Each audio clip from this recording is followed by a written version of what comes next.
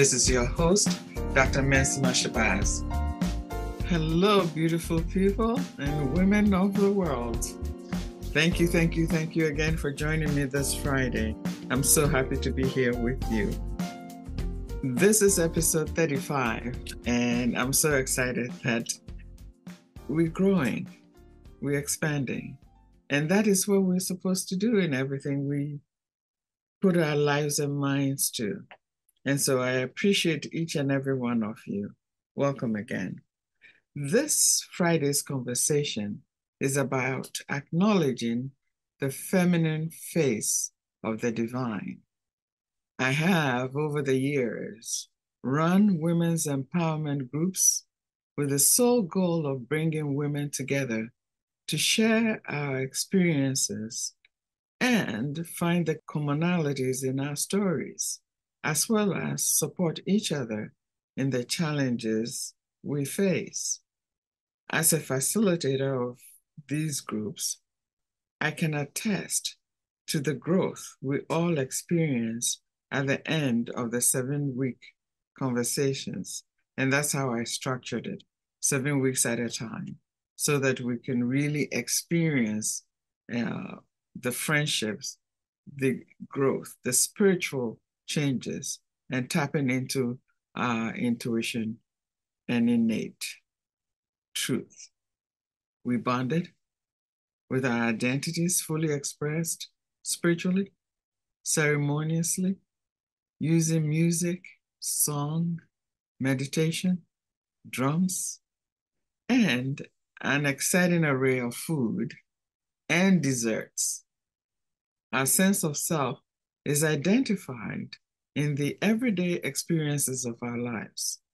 And for me, the spiritual component must be present to enable us to connect deeply to who we truly are. There is a cultural, I want to say, negative bias to the feminine face of the divine. And I believe that spiritual life is strange and beyond the everyday material concerns. It is imperative to recognize that the stories of our lives, yours and mine, are teaching stories that can and directly lead to an enriched understanding of the sacred feminine. It is pertinent to also acknowledge that all the stuff of life is part of the sacred. Society has created a long list of things that separate us from the divine, instead of seeing everything as part of it. And it is the latter shift and belief that brings us to the deep inner connections we must make to generate discernment, power, faith, beauty, and grace. Another important fact is acknowledging that women's bodies are pathways to the sacred. The changes in our bodies from menstruation, pregnancy, sexuality, menopause, whether we have experienced it or not, are all possibilities that each of us may go through. And for me, having intimate conversations about these changes in a group setting inform our innate wisdom and trust in the sacred. There is a difference between body shaming and acknowledging certain changes we wish to incorporate in our daily practices to keep us healthy. The former technically tends to rebuke the divine for making us look a certain way, whether we intend to do so or not. We tend to forget that the bodies we inhabit is the divine's, and we are just caretakers. Through our condemnation, we create a separation between the divine and us.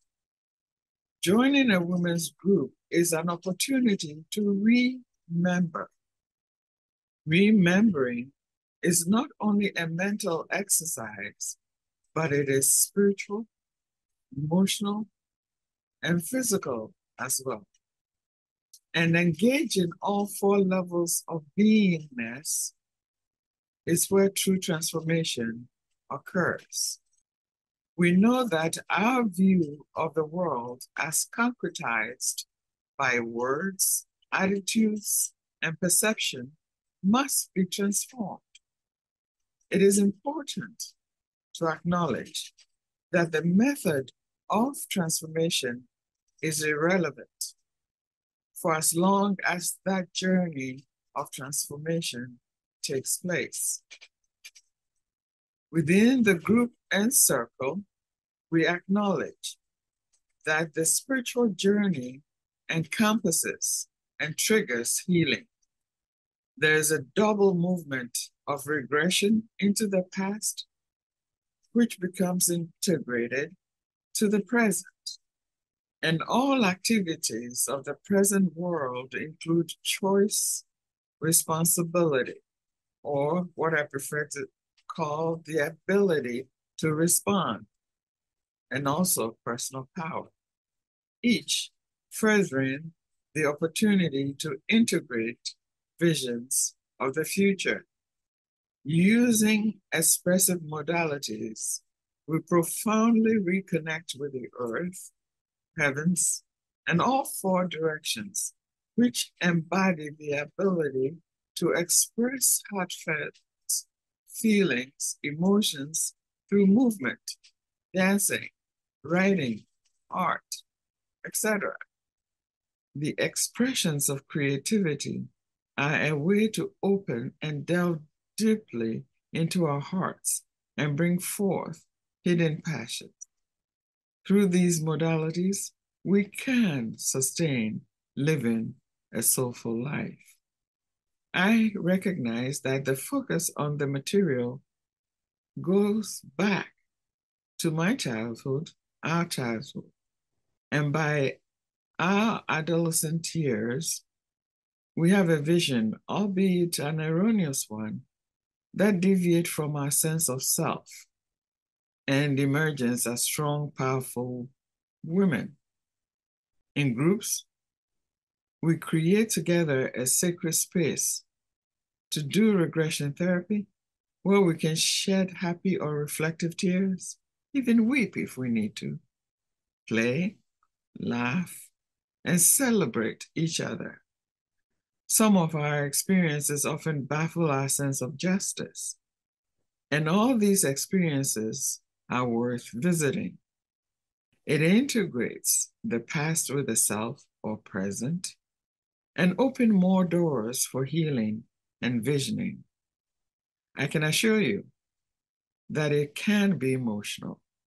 And if nurtured well in a sacred space, you can come out of this experience, I want to say, whole. As noted in previous episodes, I'm always going to feature a woman of power and grace in a live interview or make reference to one or a few in each episode.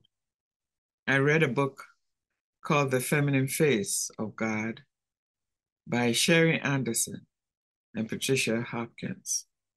And they write, quote, if there is an ethic in the way that women come to a spiritual maturity, it is one which places value on process, on the acceptance of one's whole experience as the truth, unquote. We have to come to terms of telling the truth about our lives and experiences. Now, they go on to ask a question, and I want to share that with you. What is the face of God that can be revealed through women? I believe that is the work we must do from now on if we want to feel our power and grace in our respective journeys. Now, I want to share a poem with you by Mary Oliver. And forgive me if I've shared this before.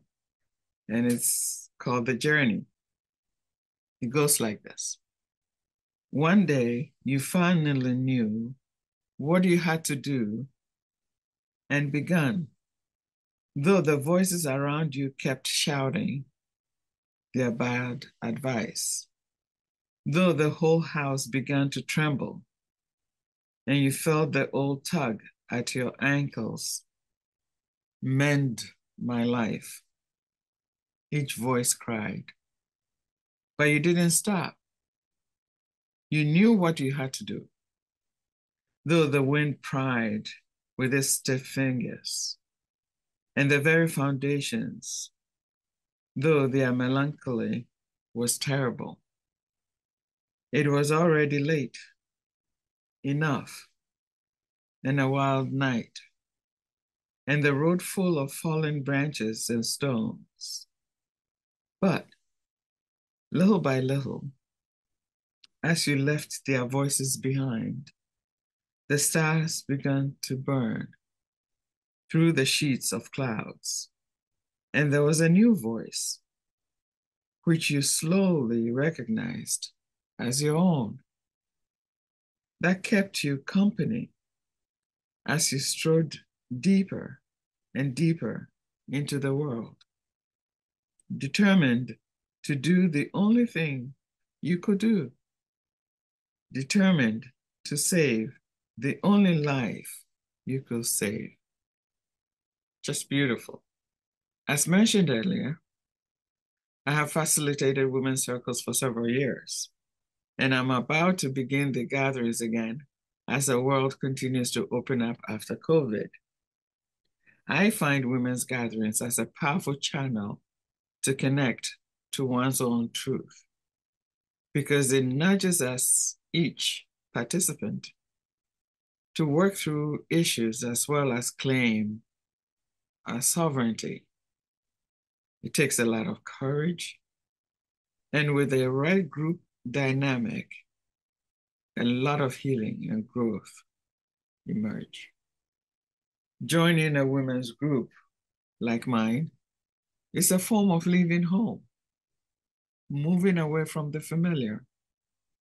And when it unfolds naturally, it forms our spiritual identity and growth. We should be prepared to leave behind the things that we're told we should be because it blocks access to the divine. Instead, we can honor ourselves by acknowledging our unique truths. I must answer this question if you're pondering on. Who is a sacred feminine?